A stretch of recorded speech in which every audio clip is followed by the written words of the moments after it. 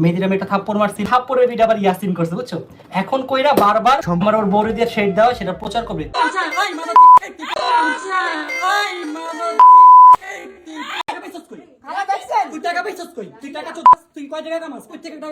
আমার হুন্ডা বেচার টাকা আমার হুন্ডা বেচার টাকা রাকিব হোসেন এবার স্বীকার করলেন সে নিজেই মেহেদী হাসানকে থাপ্পড় মেরেছিল। তার পাশাপাশি অন্তরার জন্যই রাকিব মেহেদীর 7 বছরের বন্ধুত্বের সম্পর্ক ভেঙেছে এটাও স্বীকার করেছে জাহান অন্তরা। এবং মেহেদী হাসানও জোর দিয়ে বলেছেন অন্তরার জন্যই রাকিবের সাথে তার সম্পর্ক নষ্ট হয়ে যায়। রাকিব হোসেন মূলত কেন থাপ্পড়টি মেরেছিল তার কারণটিও বললেন রাকিব হোসেন। ভিউয়ার্স, এর সকল প্রমাণ দেখতে ভিডিওটি সম্পূর্ণ দেখুন। আমার উপর তো অনেক ঝড় গেছে।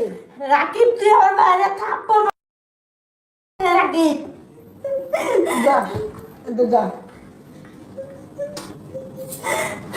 এখন যেটা শুরু হয়েছে সবাই আমাকে ব্লেম দিচ্ছেন, আমি 7 বছরের ফ্রেন্ডশিপ নষ্ট করছি। আমি অন্তরাকে বিশ্বাস করে ধোকাটা খাইছি। এই অন্তরার জন্য 7 বছরের বন্ধুত্ব আজকে শেষ। ভুল করতে পারো, ও যদি ভুল করেও থাকে তুমি যাও প্যাচ আপ করো, সবকিছু মিউচুয়াল করো। আমি তোমার থেকে টাকা নেই নাই রাকিব, তুমি আমার অনেক খারাপভাবে হ্যারাসমেন্ট করছো। দুঃখ সবার মনে আছে, কেউ তো প্রকাশ হয় কেউ তো প্রকাশ হয় না। জুতো মেরে গুরুদান করলে লাভ নেই রাকিব। রাকিব হোসেন বলেন মেহেদী হাসান তার পরিবার নিয়ে খারাপ কথা বলায় মেহেদীকে থাপ্পড় মেরেছিল।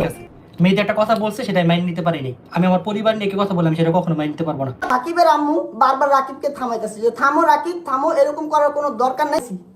এই অন্তরের জন্য 7 বছরের বন্ধুত্ব আজকে শেষ। কি এমন করছে? আমি অন্তরের হুমকি দিছি না অন্তরের লেখছি?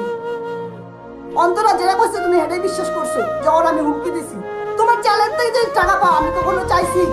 আবার তুমি আমাকে বলছো তুই চিন্তা করে দেখছো তোরা আমি কই থেকে কই নিয়ে আইছি? তুমি ইউটিউব করে বাড়ি করছো, তুমি ইউটিউব করে গাড়ি করছো, আমি এগুলো কিচ্ছু কই নাই। আমি তোমার থেকে টাকা নেই নাই রাকিব, তুমি একদিন বুঝবে যে কি হারাইছো, একদিন বুঝবা।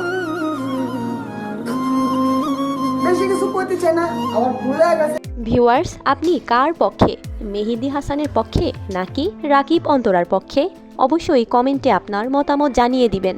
ভিডিওটি ভালো লাগলে অবশ্যই একটি লাইক দিন এবং এমন সকল ভাইরাল আপডেট পেতে চ্যানেলটি এখনই সাবস্ক্রাইব করে রাখুন।